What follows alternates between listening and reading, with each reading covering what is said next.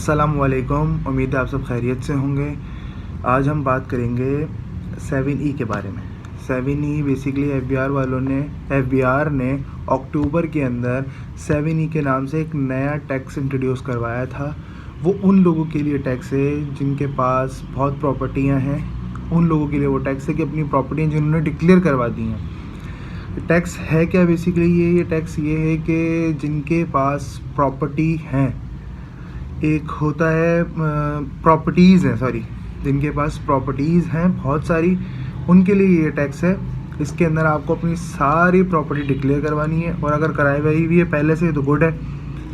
इसके अंदर होता ये है कि एक प्रॉपर्टी की तीन वैल्यूज़ होती हैं। एक वैल्यू जो होती है वो होती है जब आपने प्रॉपर्टी परचेज़ करी, जो परचेज़ वैल्यू होती है। अब आपने 10 साल पहले करी हो, 20 साल पहले करी हो, उसकी परचेज़ वैल्यू उस टाइम के हिसाब से देखी जाएगी, ठीक है। एक होती है एफबीआर वैल्यू। तो चीज़ें हो गई। तीसरी चीज़ जो होती है वो होती है गवर्नमेंट वैल्यू, जिसको हम डीसी वैल्यू भी कहते हैं, ठीक है। अब इसके अंदर हमें देखना है कि कौन सी हाईएक्स वैल्यू है, हायर वैल्यू कौन सी है। हायर वैल्यू जो भी है उसके ऊपर आपका टैक्स लगेगा। लेकिन इसके अंदर एक चीज़ ये है कि कैपिटल एसेट जो होगा ना, आपका करंट कैपिटल एसेट जो होगा, कोई भी प्रॉपर्टी आप कैपिटल एसेट में डाल दें, जो आप घर ऑन जिसमें आप रह रहे हों वो आपने कैपिटल एसेट के अंदर डाल दें तो वो एग्जेम्प्ट हो गया। इसके अलावा एग्रीकल्चर प्रॉपर्टी जो होती है वो भी एग्जेम्प्ट होती है। ये दो चीज़ें हो गई, ठीक है। इसके अलावा आपकी जितनी भी प्रॉपर्टी, इन दोनों को हटाने के बाद आपकी जितनी भी प्रॉपर्टी बनती है उसका टोटल सम करने के बाद आपने सारा पूरा हिसाब किताब करना है, ठीक है। उसके बाद जो भी वैल्यू बनकर आ रही है, अगर वो 2.5 करोड़ से ऊपर जा रही है तो 2.5 करोड़ से ऊपर जितनी भी अमाउंट जा रही है उसके अंदर से जो टोटल अमाउंट बनी है उसमें से आपने 2.5 करोड़ रुपये माइनस करें। 2.5 करोड़ से ऊपर जितनी भी अमाउंट जा रही है उसके ऊपर आपका बनेगा 5% टैक्स, जो आपको एफबीआर को पे करना है। ये 7E है। अब ये पहले इसके ऊपर इतना जोर नहीं था, जब नया नया आया था हमने खुद भी ध्यान नहीं दिया था। लेकिन अभी हुआ ये है कि मेरे बहुत सारे क्लाइंट्स को 7E का नोटिस आया है, और वो सारे परेशान हैं कि 7E का नोटिस क्या है।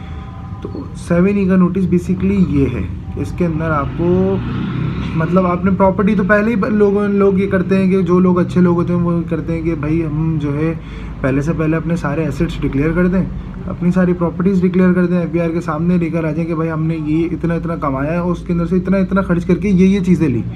लेकिन अब उसके ऊपर एक नया ये टैक्स आ गया है 7E।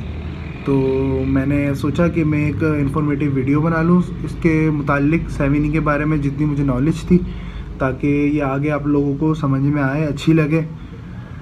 तो अगर आपको ये काम वगैरह करवाना हो, आप जिस भी वकील से करवा रहे हैं उनसे बात करें, अपना पोर्टल खुलवाएं। अगर आपको लगता है कि आपने जो प्रॉपर्टियाँ डिक्लेयर करवाई हैं, एक अजम्पशन होती है बंदे की कि यार ये मेरी प्रॉपर्टी 2.5 करोड़ से चली जाएगी अब, क्योंकि अब पहले होता ये था कि हमारी पहले की जब हमने परचेज़ करी होती है ना, परचेज़ वैल्यू के ऊपर हमारा टैक्स बनकर आता है। अब ऐसा कुछ भी नहीं है, परचेज़ वैल्यू पर नहीं। अब आपकी अभी की करंट जो मार्केट वैल्यू होगी ना, उसके हिसाब से आपका टैक्स बनेगा, मार्केट वैल्यू के हिसाब से बनेगा। तो आप अगर आप लोगों ने एसेट्स अपने डिक्लेयर करवाए, मैं प्रॉपर्टीज़ डिक्लेयर करवाई हैं, तो मैं यही कहूँगा जिससे भी करवाई हुई हैं अगर आपने मुझे से रब्ता करना हो तो मैं डिस्क्रिप्शन में अपना मोबाइल नंबर, सेल नंबर डाल दूँगा। अगर आपको रब्ता करना हो तो आप मुझसे रब्ता कर लीजिएगा। बाकी आपने जिस भी लॉयर से, कंसल्टेंट से, चार्टर्ड अकाउंटेंट से, जिससे भी आपने अपना काम करवाया है, एटलीस्ट एक दफ़ा पोर्टल IRS का खुलवा के चेक करें कि हो सकता है मे भी शायद कि आपके पास भी नोटिस आए। तो बस इतना ही था 7E के बारे में। बाकी आप देख लीजिएगा अपने वकीलों से पूछ के, और मुझसे कांटेक्ट करना हो तो मुझे बता दिएगा। जज़ाकल्लाह। दुआओं में याद रखिएगा। मोहम्मद दानियल ख़ान।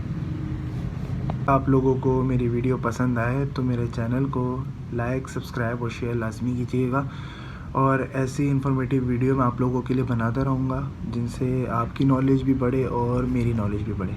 जज़ाकल्लाह।